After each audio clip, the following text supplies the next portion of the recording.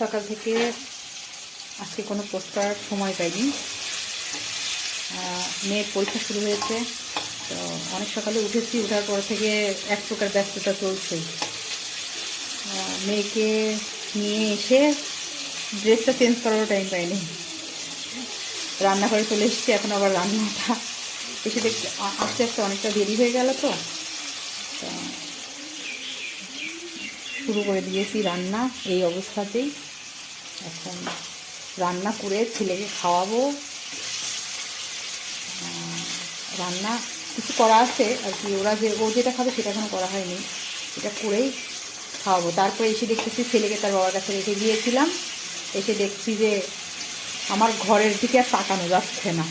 চারপাশে কী যে অবস্থা, সব কিছু ছড়ানো ছিটানো, সবগুলো এখন সব কিছু এখন পরিষ্কার করবো। অনেক কাজ আছে। আর এদিকে ফোনের চার্জও নাই, কারেন্ট ছিল না, অনেক বৃষ্টি ছিল সকাল থেকে, চলেই গেল।